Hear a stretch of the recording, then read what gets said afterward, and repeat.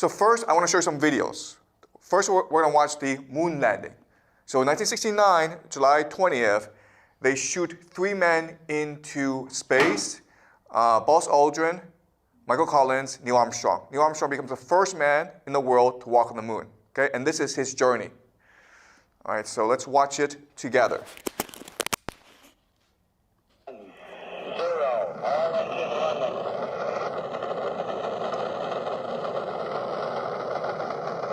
What you will see is that it takes a lot of thrust to get the man into space.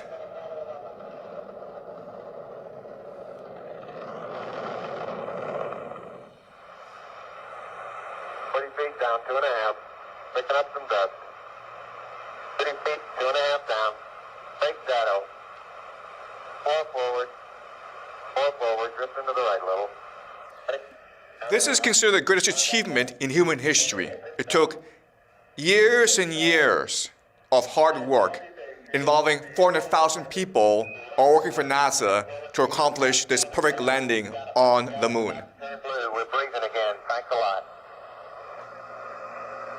Okay, Neil, we can see you coming down the ladder now. I'm at the foot of the ladder.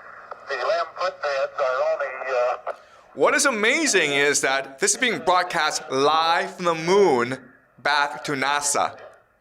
So their technology back then is far superior to our technology today. 12 steps per man.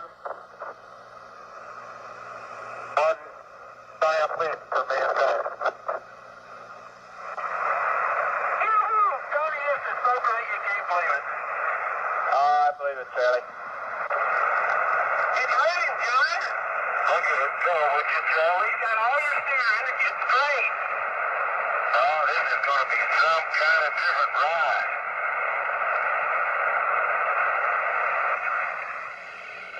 Hippity hoppity, hippity hoppity, hippity hopping over hill and dale. I know this looks fake, but it's not, okay? This is official NASA footage, live from the moon. And this is the best part, okay? The best part is when they return from the moon back to Earth. You see how easy it is? It's just like they just fly up. No resistance at all, okay? Perfect. Humanity's greatest achievement. Now, what's amazing is that while they were on the moon, Both of you on the camera for me, please. President Nixon and the astronauts had a phone conversation. Okay? Roger, I'd like to get both of you on the field of view of the camera for me. Yeah, I think something rather important is coming up here. Neil and Buzz. This is being broadcast live to American people. Okay? I would like to say a few words to you, over.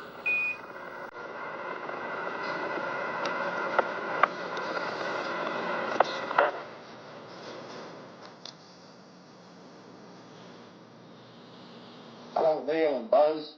I'm talking to you by telephone from the President of the Netherlands.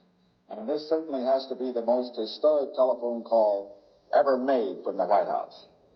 I just can't tell you how proud we all are of what you have done. For every American, this has to be the proudest day of our lives. And for people all over the world, I am sure that they too join with Americans in recognizing what an immense feat this is. Because of what you have done, the heavens have become a part of man's world. Okay? The heavens have become part of man's world, right? Remember how last class we talked about how they wanted to bring the heavens down to earth. Okay, this is the idea of inversion. Okay? But do you see how amazing it is that they were able to have this seamless phone conversation? Yeah? Okay. Now, they go to the moon, and you would think that they would come back, and they're heroes, right? Imagine if the school took you all on a trip to Mount Everest. You spend 6 months climbing the world's tallest mountain. You come back, and you feel amazing, right? You feel on top of the world. You're ecstatic. You want the whole world to know about it. Well, they should be feeling the same thing, right? Okay, here's a press conference after the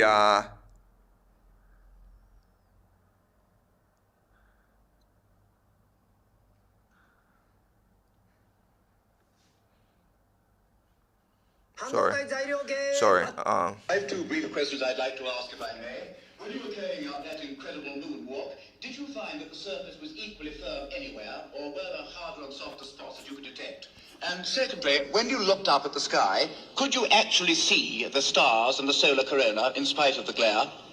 We were never able to see stars from the lunar surface or on the daylight side of the moon by eye without looking through the optics.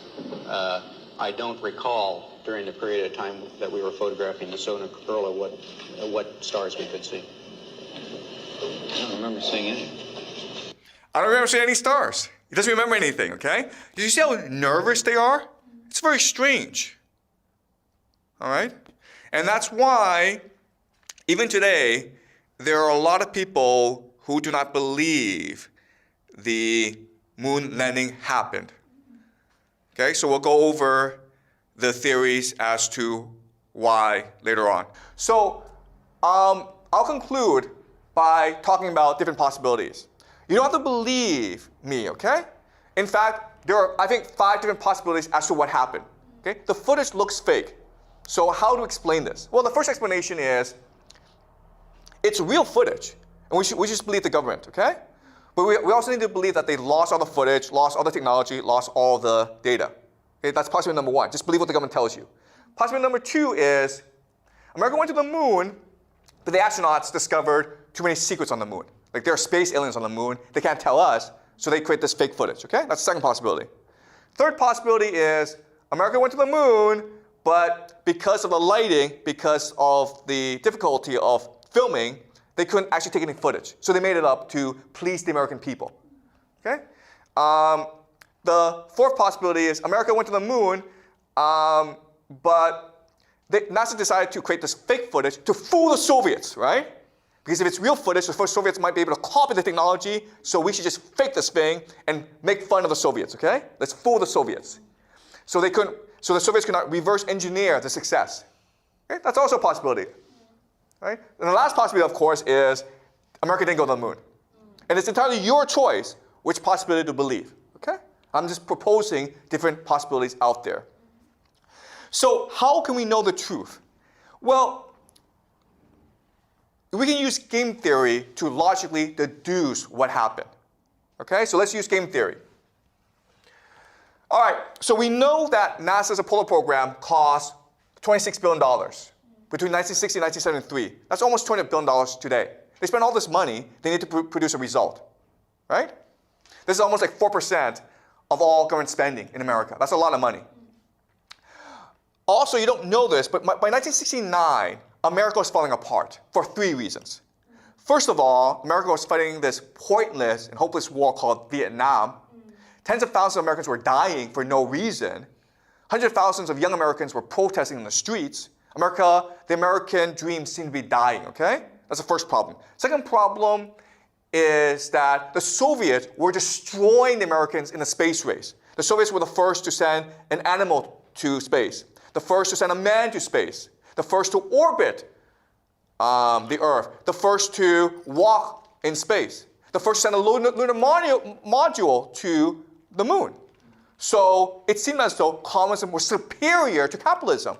It seemed as though the Soviet system was better than the American system, okay? There's a real fear that the Soviets would get to the moon first, okay?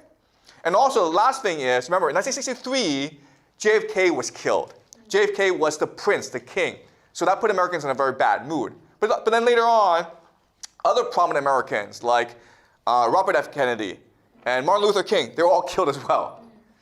So 1969, America was divided. It was falling apart. People felt hopeless, right?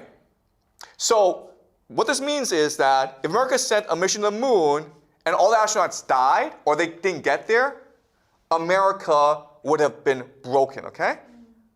People would have been depressed. And so according to game theory, America could not afford to take the risk of sending people to the moon. If they died, if it failed, America would have looked like idiots. Okay? But of course, there's always a counter-argument. And the counter-argument is, okay, this makes sense, but why did the Soviets call out the Americans and said, you guys faked this? Right? What? America and the Soviet Union were in competition with each other. Everyone believed America went to the moon, but there's a lot of evidence to suggest that America didn't go to the moon. So why did the Soviets tell the world? Okay? That I can't answer for you. All right? So I just leave you with this thought.